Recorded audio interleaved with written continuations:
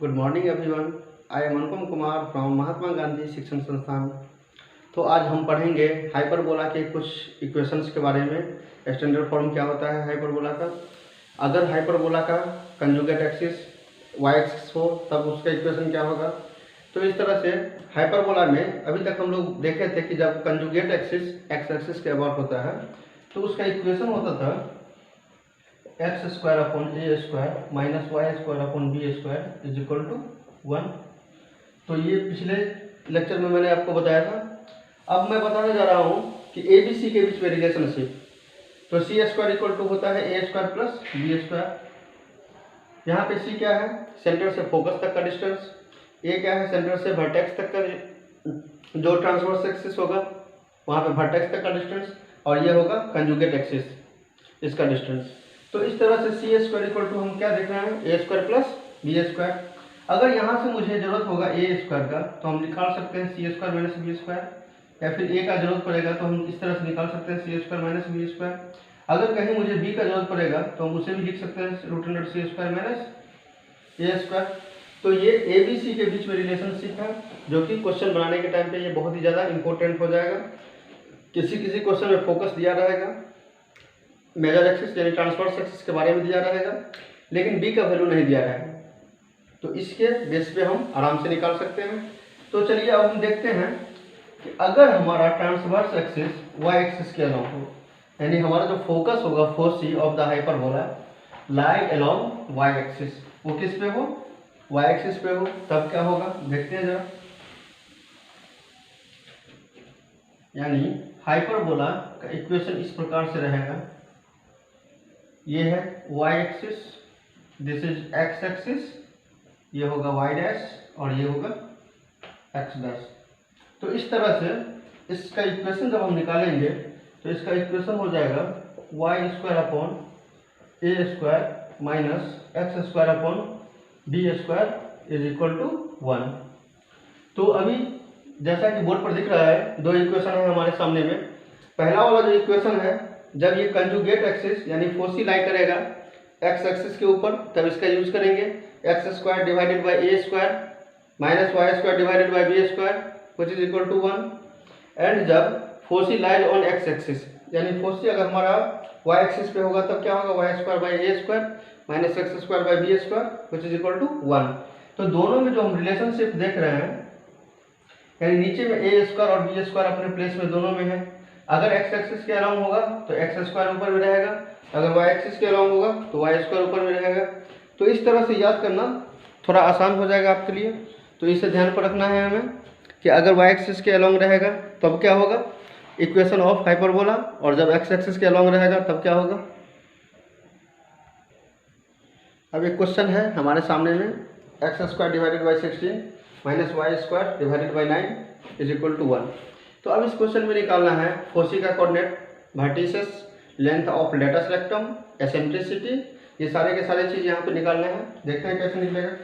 अगर इसे हम कंपेयर करें x square upon a square minus y square upon b square is equal to 1, तो इस तरह से हम देख सकते हैं कि यहाँ पे ए का वैल्यू क्या हो जाएगा 4।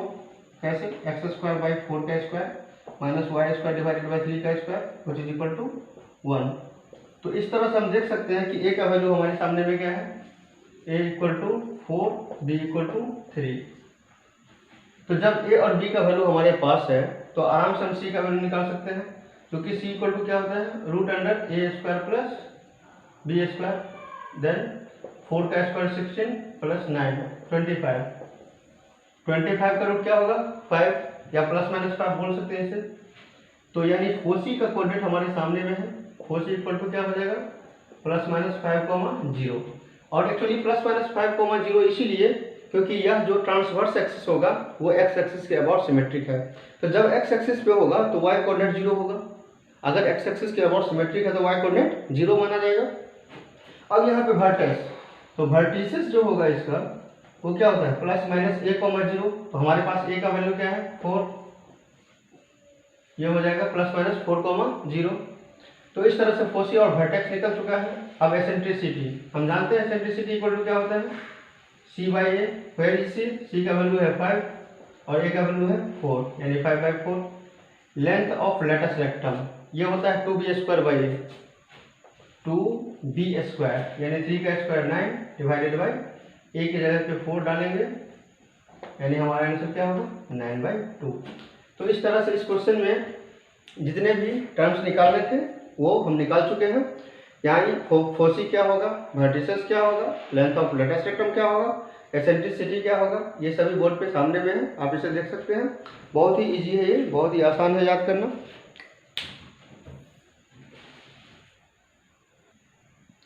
एक क्वेश्चन दिया गया है बोर्ड पे, find the equation of hyperbola whose foci are +-3,0 and vertices are +-2,0। तो इस क्वेश्चन को देख करके ये पता चल रहा है कि इसमें y कोऑर्डिनेट 0 दिया हुआ है। y कोऑर्डिनेट का वैल्यू क्या है हमारे पास 0। अगर y कोऑर्डिनेट 0 है इसका मतलब ये हुआ कि यह एक ऐसा इलिप्स है जिसका फोसी x एक्सिस पे लाई करेगा। सॉरी, एक ऐसा हाइपरबोला है, नॉट इलिप्स। तो ये हाइपरबोला इस प्रकार से हो सकता है, इसका फोसी क्या होगा, यहाँ कहीं पे होगा F1 और यहाँ कहीं पे होगा F2। यानी ये तो क्लियर है कि ये x एक्सिस पे इसका ट्रांसवर्स एक्सिस है। तो इस तरह से हम देख सकते हैं कि वर्टेक्स यानी a का वैल्यू क्या है हमारे पास 2 है और c का वैल्यू क्या है 3 है। तो चूंकि हम जानते हैं we know that c² = a² + b²। तो c का वैल्यू क्या है 3 का स्क्वायर क्या होगा 9 =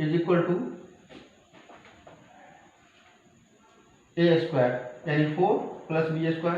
b के बारे में पता नहीं है, तो यहाँ से b² का वैल्यू अगर हम निकालना चाहेंगे तो ये क्या होगा 9 - 4 = 5। तो इस प्रकार से हमारे पास b² का वैल्यू आ चुका है। a का वैल्यू 2 है तो a² का वैल्यू कितना होगा 4 होगा।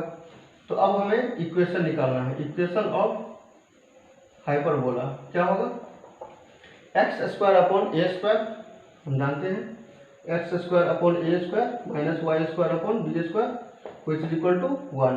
तो x² divided by a², a का वैल्यू क्या है 2 का स्क्वायर करेंगे 4 minus y² divided by b² का वैल्यू क्या है हमारे पास 5 = 1। तो ये रहा हाइपरबोला का इक्वेशन, x² / 4 माइनस y² / 5 = 1। तो ये हाइपरबोला का इक्वेशन है कब, जब x एक्सिस के अलोंग ये इसका ट्रांसवर्स एक्सिस है x एक्सिस पे। इसे ध्यान से देख सकते हैं आप।